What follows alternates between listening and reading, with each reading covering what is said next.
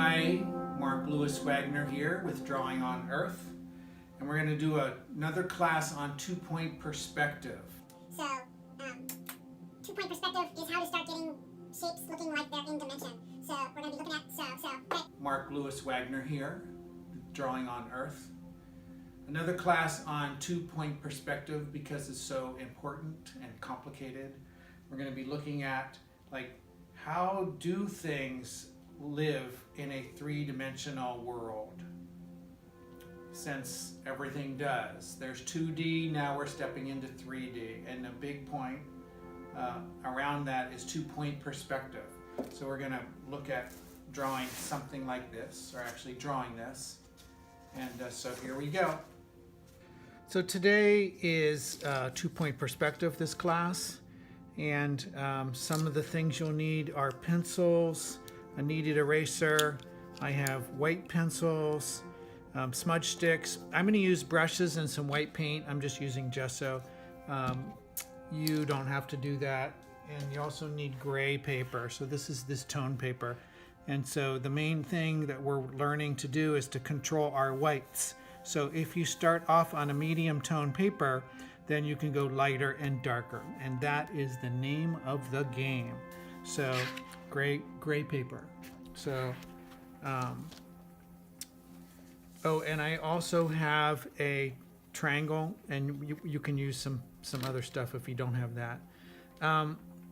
This is a cube. This is a three-dimensional space, right? It has 6 sides, so this is kind of what we're going to be looking at. And right now, when you look at it, you can only see one plane. So this is 2D. This is 2 dimensions. There's width and there's length. If we turn it, then we have 3D. So then we have width, length, and depth. And that's what the world around here is. And that's what we're going to learn how to be seeing it and drawing it and having it as a part of our toolbox. If this piece moves below the horizon line, below there's an invisible line that's right here. We're going to call it our horizon line.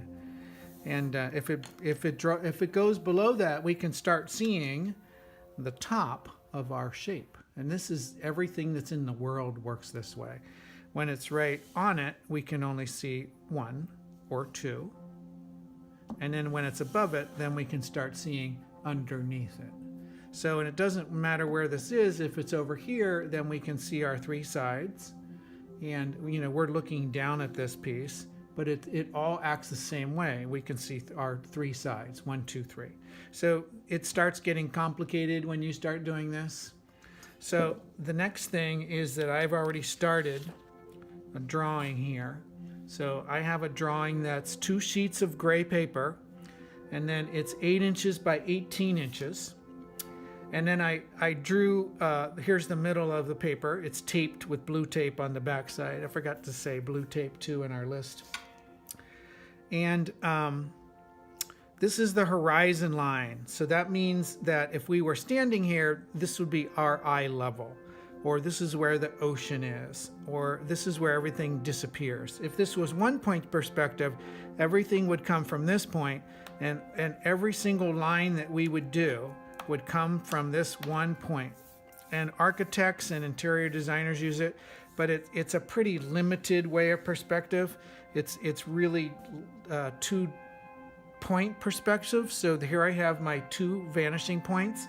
And if we were going to do how the world really works, we would have 3-point perspective, which is the XYZ in a computer.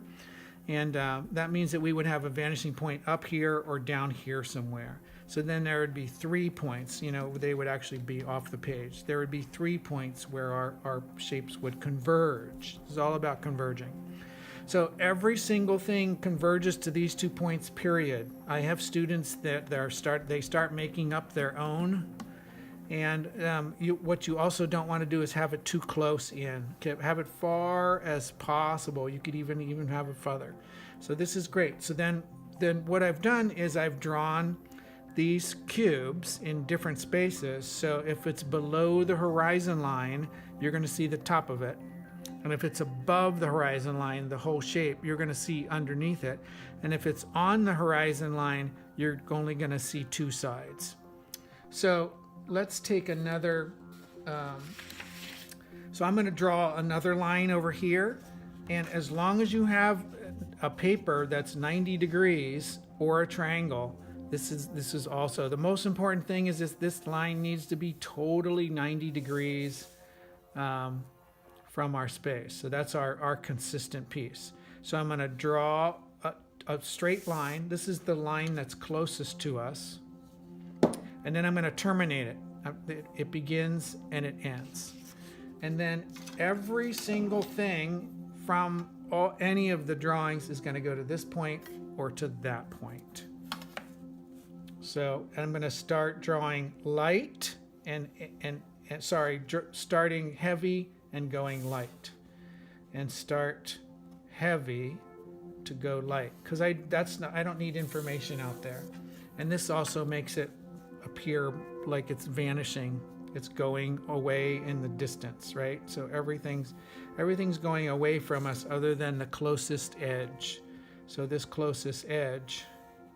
So then I went light to dark. So there I ended it. Now I have two sides.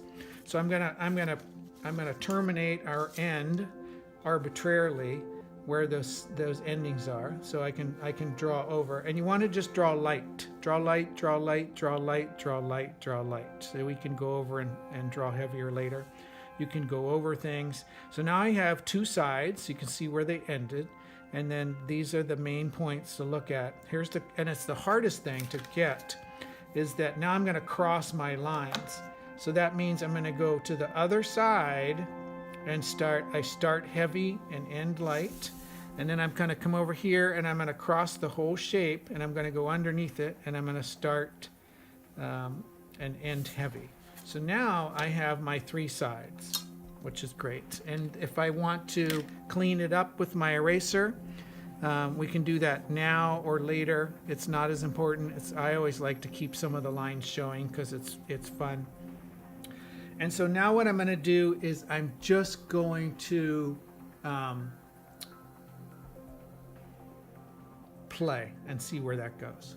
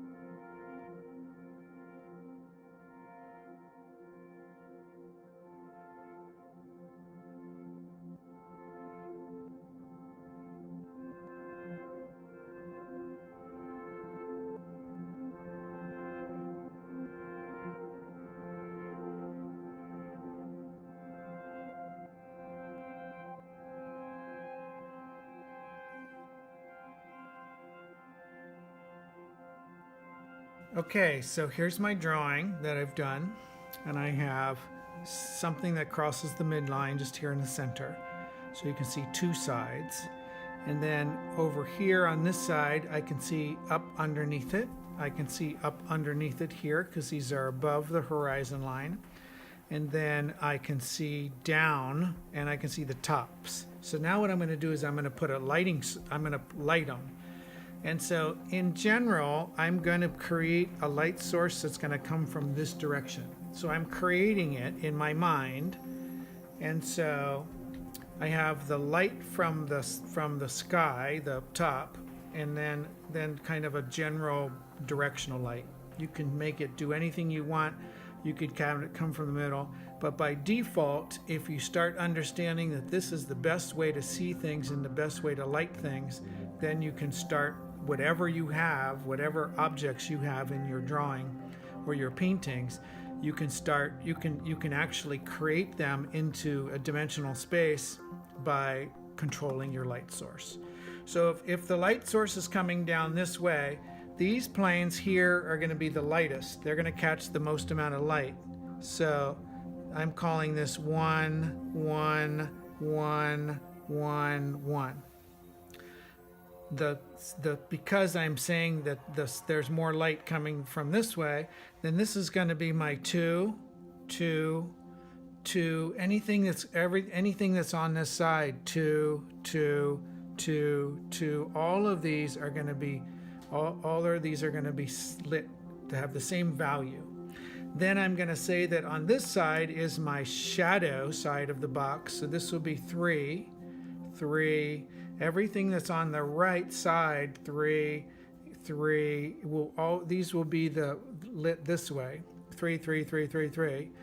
And then underneath, looking up, will be the darkest. So that will be 4. So anything underneath, underneath, underneath, underneath. So now I'm going to create values for this. The way that I'm going to create values is that I'm basically going to leave my 2s the color of the paper. I'm going to use the paper value. So I'm going to basically leave those. And then 3s, when I do a value, I'm actually going to try to do a solid value, and solid as much as possible. So there's one shade. I'm going to do it the opposite direction now. See how I'm keeping all of my lines basically straight? Because that's the way the plane's going. I'm following my lines of the planes. So here too, I'm going to follow the lines of the plane, and it's okay if I go over, because what I'm more trying to do is I'm trying to get a straight. Now a younger artist is going to be turning their lines. I'm going to try to keep it as straight as possible. And there's no perfection, but I'm trying to move my whole arm here instead of just my wrist. If I move my wrist, I'm going to get curved lines. So if I can go out over my space, I can always, well, what I'm going to do then is I will take my smudge stick, actually, and then I'm going to smudge this down, because I want to get all the bumps of the paper out. And you can see how I've come over a little bit, is I can simply take a piece of paper and my eraser, and I can clean it up like this. I can just, and I'm going to do this later, but just as an example, you're going to see what I'm doing. I can always clean up my edges.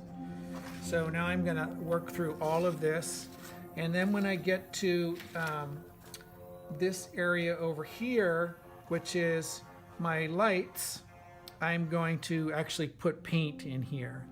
I'll start it off with pencil so that you can see what I would be doing, is that I would put pencil.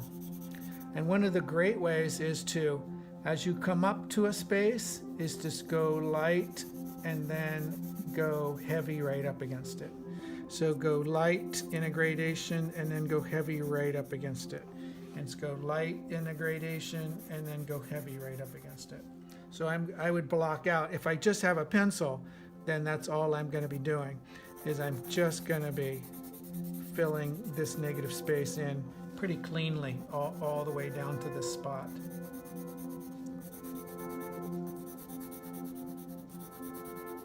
And then I would actually then because these are my lightest in my planes, I would do these in pencil, but you'll see that I'm gonna add some paint. But I'm trying to get solid, trying to get right up against the edges. So then I can go backwards, and I'm trying to keep my lines in perspective too. So keep my lines kind of going in the same direction. Squinting is awfully helpful, and I can, it's just about getting right into a space and cleaning it up. Later on, you're going to see that I will be putting some different values here on the ground. So this would be a sky and earth.